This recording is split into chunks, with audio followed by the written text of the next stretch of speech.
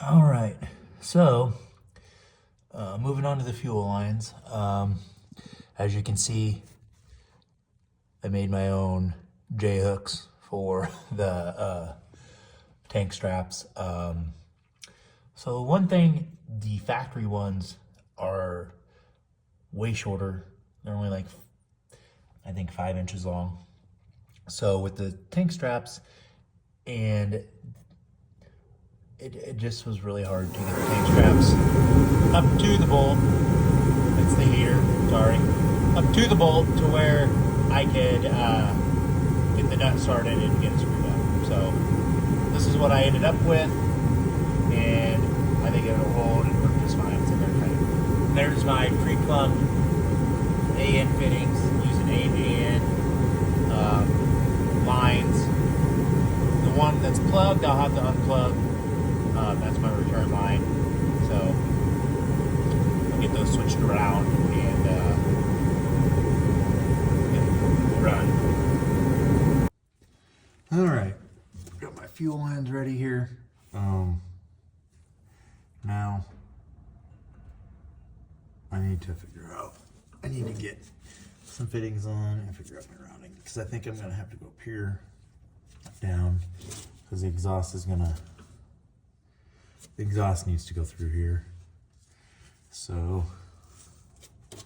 I guess I will start to do that and get some fittings built and put together, and we can go from there.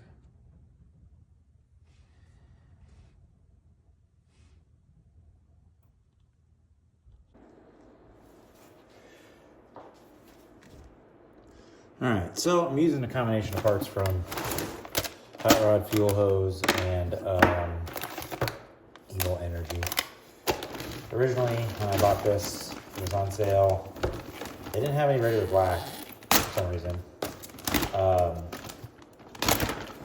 And so I thought I was gonna paint the car blue, but I'm not gonna do that. And so I ended up with this. Too late to send it back, so I'm gonna use them underneath the car as much as possible. And I have some other like pieces of black, just straight black hoses and fittings that I'll use. But this is what I got for now. So I use these up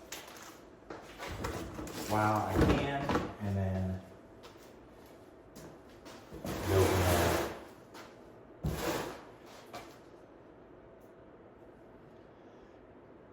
So I think what I need to do is I am going to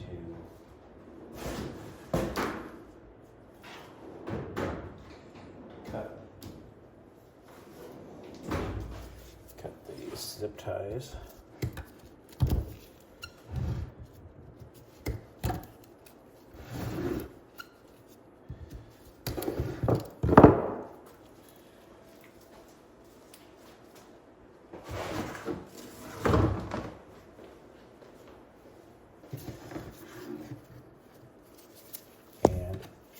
I need to go measure.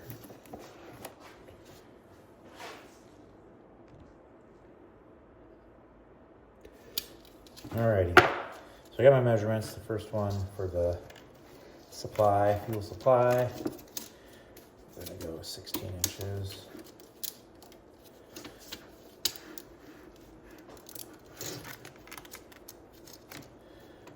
Right around here.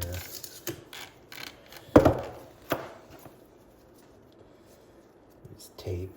Some people will frown upon this and some people won't, but I am going to use a cutoff wheel to cut this just because it's easier.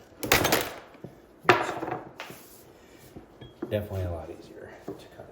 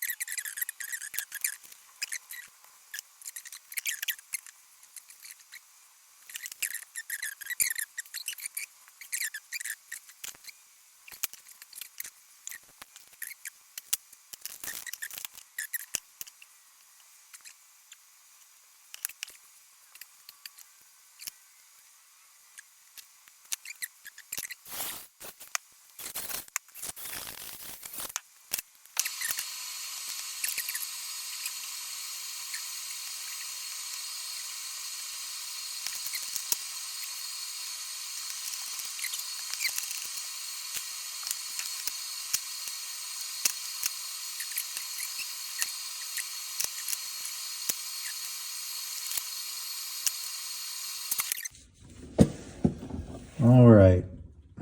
Well, you guys can see that. Got everything plumbed and tightened. Just took it down this rail.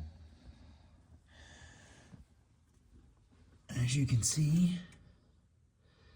And then what we'll do, since this is a V-body, I have one hole there. I'll probably take the fuel line through there, and then the return line through the old torsion bar hole. It's just not big enough for both of these. Plus, they're gonna have fittings on the end. Just be easier to do it that way. Got the fuel lines finished up. Ran them through one. Well, the return. This is the return. It's going through the torsion bar cross member. Well, they're both going through the torsion bar cross member. This is going through the where the torsion bar comes into with torsion bar suspension, the original suspension. The other one, I just drilled the hole right here, put a grommet on both sides, and brought it up or put around. And then right here is my fuel pressure regulator.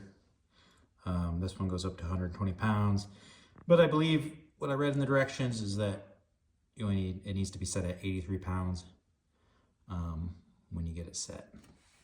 And then this took some doing, trying to find different pieces to get the right angle.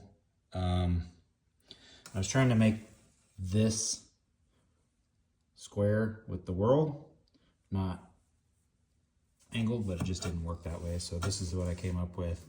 A couple 90 degrees coming out of here. This is kind of a weird angle, and to get it all fit, that's what I had to do.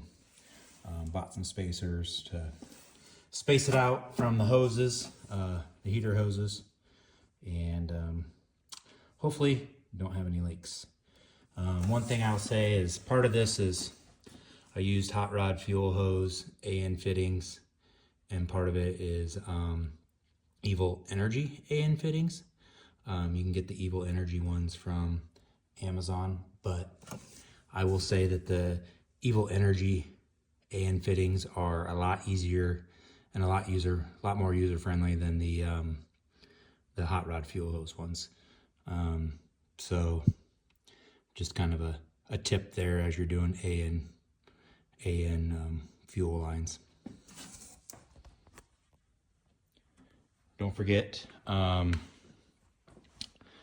like and subscribe my page.